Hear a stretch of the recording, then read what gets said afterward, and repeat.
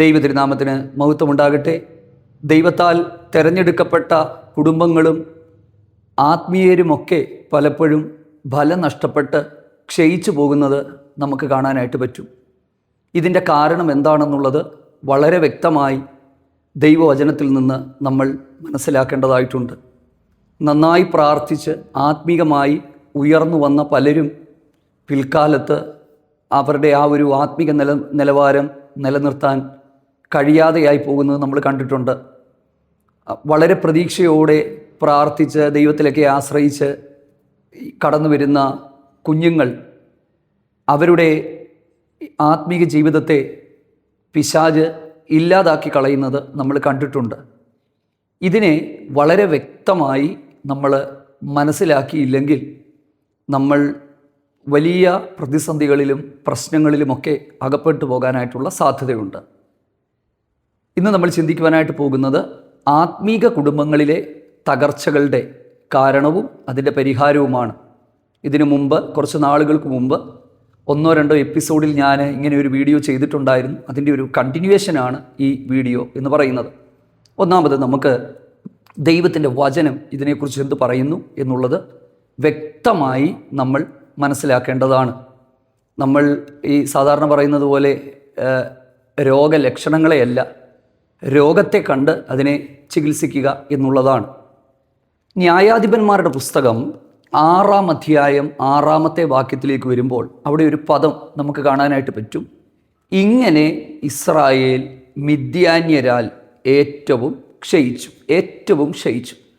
ഒരൊറ്റ വാക്യത്തിൽ ഏറ്റവും ക്ഷയിച്ചു എന്ന് എഴുതി വച്ചിരിക്കുമ്പോഴും അത് വെറുതെ ക്ഷയിച്ചതല്ല, ഒരു കാര്യവും ഉടനടി സംഭവിക്കുന്നതല്ല. നമ്മൾ ഈ പെട്ടെന്നാണ് കുഞ്ഞുങ്ങൾ പ്രാർത്ഥനയ്ക്ക് വന്നുകൊണ്ടിരുന്നത്, ഇപ്പോൾ വരുന്നില്ല, പഠിക്കാൻ ഒരു സ്ഥലത്ത് വിട്ടു, ഇപ്പോൾ കാണുന്നില്ല.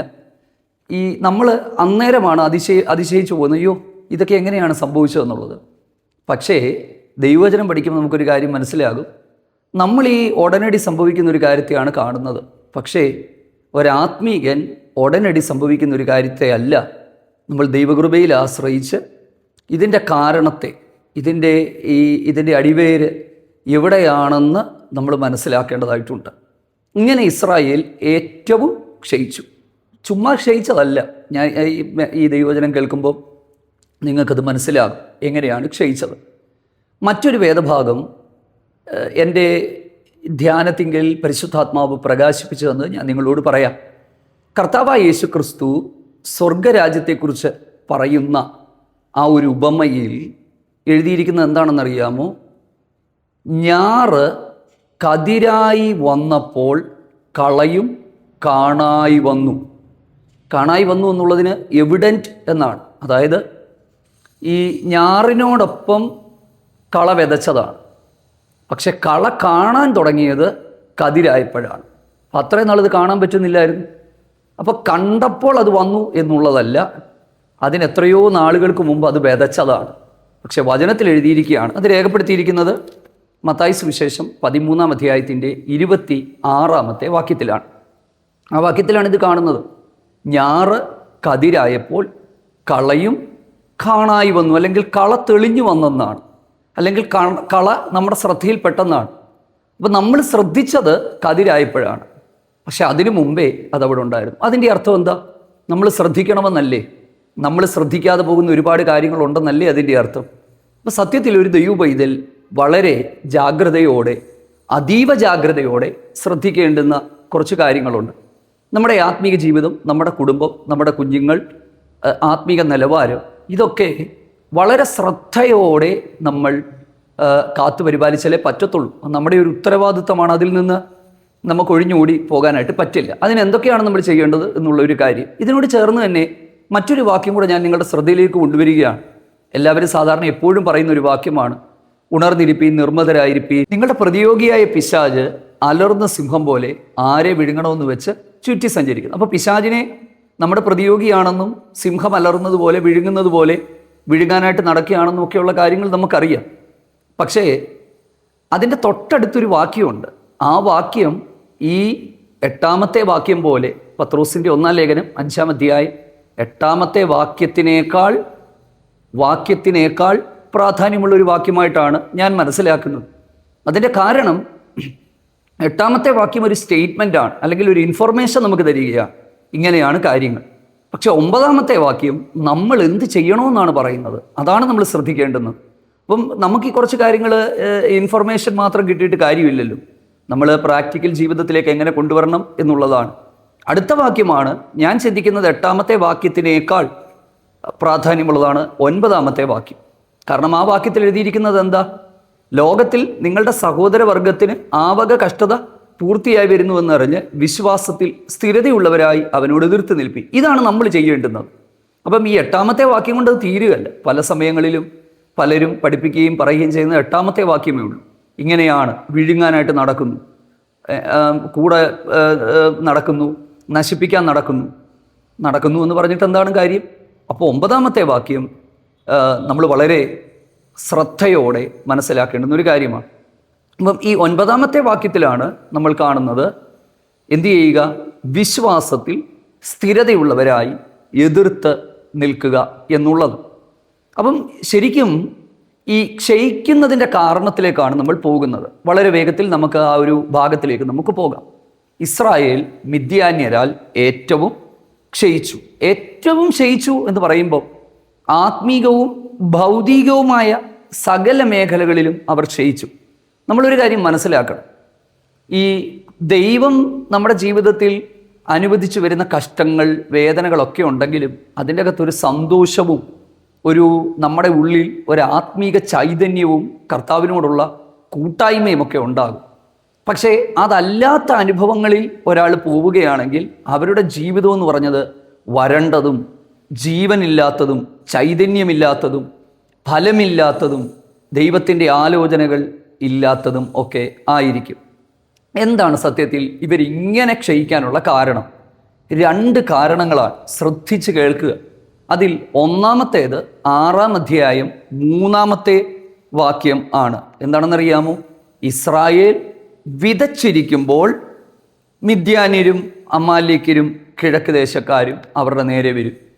എപ്പോഴാണ് വരുന്നത്? ആ വരുന്ന ടൈം നമ്മളൊന്ന് ശ്രദ്ധിക്കണം. വിതയ്ക്കുമ്പോൾ കൊയ്യുന്ന സമയത്തല്ല വരുന്നത്, വിതയ്ക്കുന്ന സമയത്താണ്. നമ്മൾ കൊയ്ത്താണ് നമ്മുടെ ലക്ഷ്യം. നമ്മൾ പലപ്പോഴും വിതയെ ശ്രദ്ധിക്കാറില്ല. നമ്മൾ ഫലമാണ് ശ്രദ്ധിക്കുന്നത്, പക്ഷെ ഫലത്തിലേക്കുള്ള വഴികൾ നമ്മൾ ശ്രദ്ധിക്കാറില്ല. എൻ്റെ പ്രിയരെ, ഈ ഒരു കാഴ്ചപ്പാടിൽ നമുക്കൊരു മാറ്റം ഉണ്ടായാൽ തീർച്ചയായും നമുക്കിതിനെ തരണം ചെയ്യാനായിട്ട് പറ്റും. പ്രശ്നം വിതയ്ക്കുമ്പോഴാണ്, കൊയ്യുമ്പോഴല്ല. അതായത് വിതയ്ക്കാൻ അവരെ സമ്മതിക്കത്തില്ല. സത്യമല്ലേ? ഇന്നും പലരും വിതയ്ക്കുന്നത് അവർക്ക് കൊയ്തെടുക്കാൻ പറ്റുന്നില്ല. കുഞ്ഞുങ്ങളിൽ പ്രതീക്ഷയോടെ വളർത്തിക്കൊണ്ട് വരുന്നു. പക്ഷെങ്കിൽ എന്താ പറ്റുന്നത്? ആ ഒരു ഉദ്ദേശിക്കുന്ന തരത്തിലുള്ള ഒരു ആത്മീക ഫലം അവരിൽ നിന്ന് കിട്ടുന്നില്ല. വളരെ പ്രതീക്ഷയോടെ ആത്മീക ജീവിതം കെട്ടിപ്പടുത്തുകൊണ്ടാണ് വരുന്നത്, പക്ഷെ ഫലം കിട്ടുന്നില്ല. അതിൻ്റെ കാരണം എന്താ? സ്വർഗരാജ്യത്തിൻ്റെ കാര്യം കർത്താവ് പറഞ്ഞപ്പം അവിടെ പറയുന്നത് എന്താണ് നമ്മൾ കാണുന്നത്? വിതച്ചിട്ട് ഉറങ്ങിയപ്പോൾ ശത്രു വന്ന് കള വിതച്ചിട്ട് പോയി. കണ്ടില്ല. കണ്ടതെപ്പോഴാ? ഫലപ്രാപ്തിയിലേക്ക് വന്നപ്പോഴാണ്. നമ്മൾ ശരിക്കും ഇങ്ങനെയുള്ള ഒരു പൈശാചികമായ മേഖലകളെ വളരെ ഗൗരവത്തോടെ നമ്മൾ തിരിച്ചറിയേണ്ടതായിട്ടുണ്ട്. അതായത് വിതയ്ക്കുമ്പോൾ ഇല്ലായ്മ ചെയ്യാനായിട്ട് വരുന്നത്. അപ്പം ഇങ്ങനെ സംഭവിച്ചത് കൊണ്ടാണ് ഇവർ ക്ഷയിച്ചു പോയത്.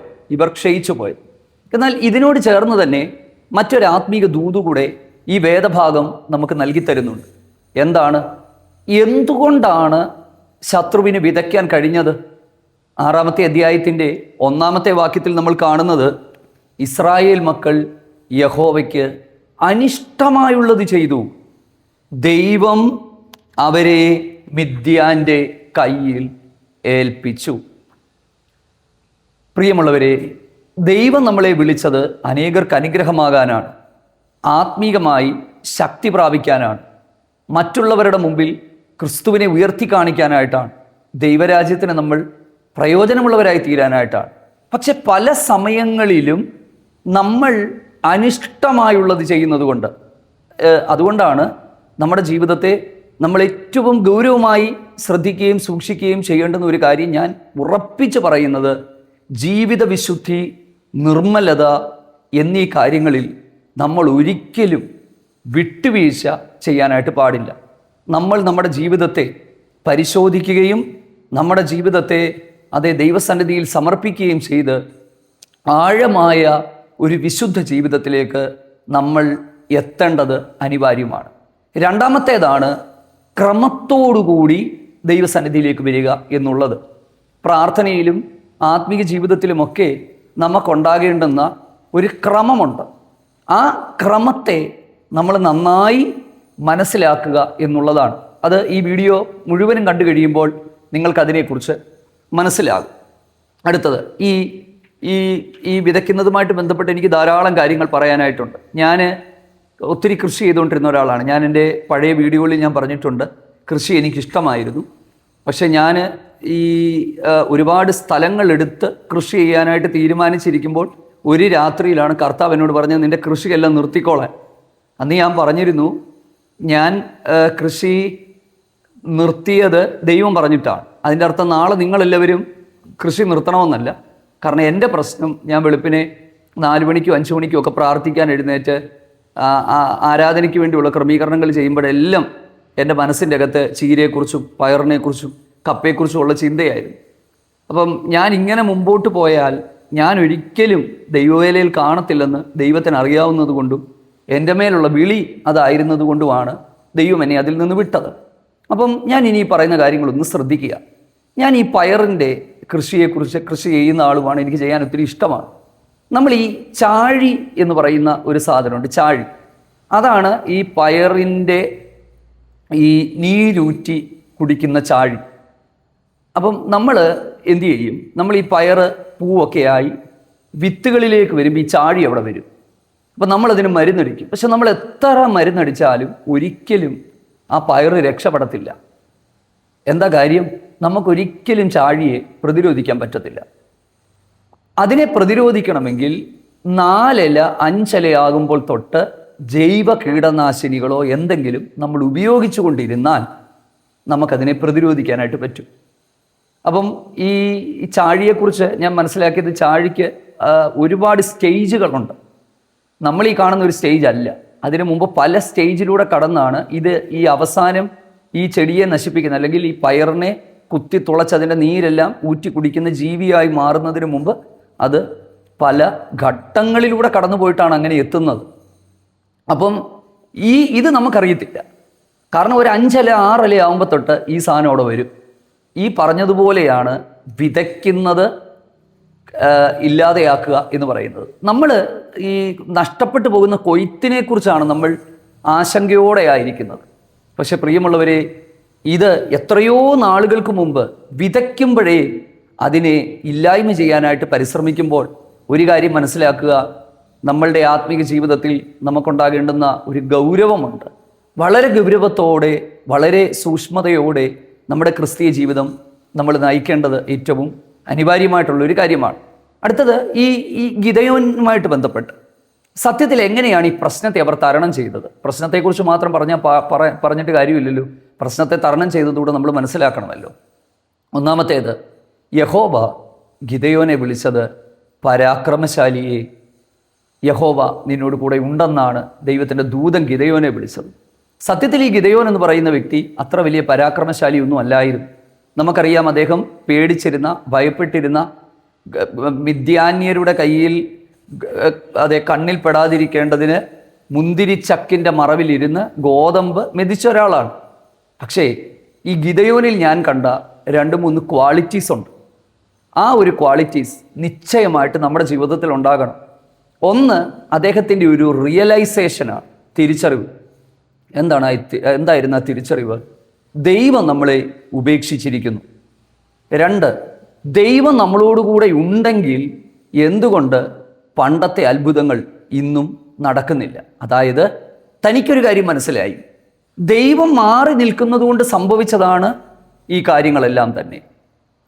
അടുത്തത്, ഗിദെയോൻ്റെ സ്വഭാവം മുഴുവനും നമ്മൾ പരിശോധിച്ചാൽ ദൈവം പറയുന്ന കാര്യങ്ങളെ അനുസരിക്കാനുള്ള ഒരു മനസ്സ് തനിക്കുണ്ടായി. ഗിദെയോനോട് ദൈവം പറയുകയാണ്, നിന്റെ അപ്പൻ്റെ ആ ഇളയ കാളയെ യാഗം കഴിക്കുക, യാഗപീഠങ്ങൾ, ബാലിൻ്റെ യാഗപീഠങ്ങൾ ഇടിച്ചു കളയുക, അശേരാ പ്രതിഷ്ഠകളെ വെട്ടിക്കളയുക. പക്ഷെ ഇതെല്ലാം ദൈവം പറയുന്നത് കേട്ട് ചെയ്യാനൊരു മനസ്സ് തനിക്കുണ്ടായിരുന്നു. ഇന്നത്തെ കാലത്ത് നമ്മൾ പലരിലും കാണുന്ന ഒരു വലിയ പോരായ്മ, പരാജയം എന്താണെന്നറിയാമോ? മറ്റുള്ളവരെത്ര പറഞ്ഞാലും അവരംഗീകരിക്കാൻ തയ്യാറാകത്തില്ല. അതാണ് സ്വയനീതീകരണം, ഞാൻ തന്നെ ശരിയാണെന്നുള്ള ധാരണകൾ. ഇത് നിർബന്ധമായും നമ്മൾ ഒഴിവാക്കണം. തനിക്ക് മനസ്സിലായി ദൈവം കൂടില്ലെന്ന്. ചിലരെ ജീവിതത്തിൽ എന്തോ സംഭവിച്ചാലും ആ വീഴ്ചകളിൽ നിന്ന് പാഠം പഠിക്കാൻ അവർ ശ്രമിക്കാറില്ല എന്നുള്ളതാണ്. അതുകൊണ്ട് പ്രിയരെ, നമുക്ക് ആ വീഴ്ചകളിൽ നിന്നൊക്കെ നമുക്കൊന്ന് പാഠം പഠിക്കാം. അടുത്തത് ഗിദെയോനോട് ദൈവം പറഞ്ഞ കാര്യങ്ങൾ. ആ ഒരു ഭാഗം കൂടെ പറഞ്ഞ് ഞാൻ വേഗത്തിൽ ഈ ഒരു തിരുവചന ശുശ്രൂഷ അവസാനിപ്പിക്കുവാനായിട്ട് ആഗ്രഹിക്കുകയാണ്. ന്യായാധിപന്മാരുടെ പുസ്തകം 6-ാം അധ്യായത്തിൻ്റെ 26-ാമത്തെ വാക്യത്തിൽ യഹോവയാം ദൈവം ഗിദെയോനോട് പറയുന്ന ചില വാക്കുകളുണ്ട്. എന്താണെന്നറിയാമോ? ഈ യാഗത്തെക്കുറിച്ചൊക്കെ ഉള്ള കാര്യങ്ങൾ പറഞ്ഞതിന് ശേഷം ഒരു കാര്യം പറയുന്നു: നിയമപ്രകാരം യാഗപീഠം പണിയുക. നിയമപ്രകാരം യാഗപീഠം പണിയുക. ഇംഗ്ലീഷ് ബൈബിളിൽ എഴുതിയിരിക്കുന്നത് ഓർഡർലി മാനർ എന്നുള്ളതാണ്. നമ്മുടെ ക്രിസ്തീയ ജീവിതത്തിന് ഒരു അച്ചടക്കം ഉണ്ടാകണം, ഒരു ഓർഡർ ഉണ്ടാകണം. നമ്മുടെ ഒരു ദൈവിക വിടുതലിലേക്ക് നമ്മൾ വരണമെന്നുണ്ടെങ്കിൽ ഒന്നാമതായി യേശുവിനെ രക്ഷകനും കർത്താവുമായി നമ്മൾ സ്വീകരിക്കണം. ദൈവകൽപ്പനയുടെ പ്രമാണങ്ങളെല്ലാം നമ്മൾ നിർബന്ധമായും അനുസരിച്ചവരായിരിക്കണം. അതെ, രക്ഷിക്കപ്പെട്ട് ജലത്തിൽ കർത്താവിനെ സാക്ഷീകരിച്ച് ദൈവകൽപ്പനകളെല്ലാം അനുസരിച്ച് ഏറ്റവും പ്രധാനപ്പെട്ടത് ഒരു ഓർഡറുള്ള ജീവിതം നമുക്കുണ്ടാകണം. എന്താണ് ഈ ഓർഡറുള്ള ജീവിതം എന്ന് പറയുന്നത്? അച്ചടക്കമുള്ള ജീവിതം. ഈ ഗിദെയോനോട് ദൈവം പറയുന്ന കാര്യങ്ങളുണ്ട്. ബാലിൻ്റെ യാഗപീഠങ്ങൾ ഇടിച്ചു കളയുക, അശേരാ പ്രതിഷ്ഠകളെ വെട്ടിക്കളയുക, നിയമപ്രകാരം ദൈവത്തെ അന്വേഷിക്കുക. പുതിയ നിയമകാലത്തിലേക്ക് വരുമ്പോൾ യാഗങ്ങളില്ല, യാഗപീഠങ്ങളില്ല, ആരാധനയ്ക്ക് ഏതെങ്കിലും സ്ഥലമില്ല, പ്രത്യേക ഇടമില്ല. ഒറ്റ കാര്യം, ദൈവത്തിൻ്റെ വചനത്തെ സത്യസന്ധമായി മനസ്സിലാക്കി വിശുദ്ധിയിലും വേർപാടിലും പരിശുദ്ധാത്മാവിൻ്റെ ആലോചനയനുസരിച്ച് അറിഞ്ഞുകൊണ്ട് പോലും നാം പാപങ്ങളെ ജീവിതത്തിൽ അനുവദിക്കാതെ കർത്താവുമായിട്ടുള്ള കൂട്ടായ്മയിൽ, ഒരുപക്ഷെ ഞാൻ ഈ പാപത്തെക്കുറിച്ച് ഒത്തിരി പ്രസംഗങ്ങൾ ചെയ്തിട്ടുണ്ട്. നമ്മൾ ഈ ധരിക്കുന്ന കാര്യങ്ങൾ മാത്രമല്ല പാപം എന്ന് പറയുന്നത്. ചിലപ്പോൾ നമ്മുടെ വായിൽ നിന്ന് വീഴുന്നൊരു വാക്കുകൾ നമ്മുടെ അനുഗ്രഹത്തിന് തടസ്സമായി മാറും. മറ്റുള്ളവരെ മുറിപ്പെടുത്തുന്ന വാക്കുകൾ, നമ്മുടെ മനോഭാവങ്ങൾ, നമ്മുടെ ചിന്താഗതികൾ, നമ്മുടെ സ്വയം നീതീകരണങ്ങൾ, ഇതെല്ലാം ദൈവസന്നിധിയിൽ ഉടയപ്പെട്ട് ഒരു രൂപാന്തരം പ്രാപിച്ച് നാം ദൈവസന്നിധിയിലേക്ക് അടുത്തു വരണം. ഇത് നമുക്ക് മനസ്സിലാക്കി തരാനായിട്ട് പറ്റുന്ന ഒറ്റ ഒരാൾ പരിശുദ്ധാത്മാവ് മാത്രമാണ്. ചില സമയങ്ങളിലെങ്കിലും നാം ദൈവസന്നിധിയിൽ വേറിട്ടിരുന്ന് കണ്ണുനീരോടുകൂടി കർത്താവിൻ്റെ മുഖത്തെ നമ്മൾ അന്വേഷിക്കണം. ഉപവാസത്തിൻ്റെ സമയങ്ങളൊക്കെ അതിനുവേണ്ടിയുള്ള സമയങ്ങളാണ്. ആ സമയങ്ങളിൽ പരിശുദ്ധാത്മാവ് ഉറപ്പായും നമ്മുടെ പോരായ്മകൾ എന്താണെന്ന് നമ്മളെ ചൂണ്ടിക്കാണിക്കും. തീർച്ചയായും നമ്മളെ ചൂണ്ടിക്കാണിക്കും. ചിലപ്പോൾ ഒരു കോപ സ്വഭാവമായിരിക്കും, പാപ സ്വഭാവമായിരിക്കും, എന്തെങ്കിലുമൊക്കെ അഡിക്ഷനുകളായിരിക്കും. നമ്മൾ ദൈവത്തെക്കാളധികം ജീവിതത്തിൽ ഇഷ്ടപ്പെടുന്ന എന്തെങ്കിലും ഉണ്ടെങ്കിൽ അതാകാം. നമ്മുടെ ദ്രവ്യാഗ്രഹത്തോടുള്ള, അല്ലെങ്കിൽ ദ്രവ്യാഗ്രഹമാകാം, പണത്തോടുള്ള അതിയായ മോഹമായിരിക്കാം, ലോകസുഖത്തിന് വേണ്ടിയുള്ള വാഞ്ചയായിരിക്കാം. ചിലപ്പോൾ നമ്മൾ ആത്മീയരായിരിക്കും, പക്ഷെ നമ്മുടെ അകത്ത് ചില ആഗ്രഹങ്ങൾക്ക് വേണ്ടി അതിയായ വാഞ്ച നമ്മുടെ ഉള്ളിൽ ഉണ്ടാകാൻ സാധ്യതയുണ്ടായിരിക്കാം. നമ്മുടെ ഉദ്ദേശത്തിൻ്റെ തെറ്റായ ഉദ്ദേശമായിരിക്കാം, തെറ്റായ ബന്ധങ്ങളായിരിക്കാം, തെറ്റായി നാം എടുത്ത തീരുമാനങ്ങളായിരിക്കാം.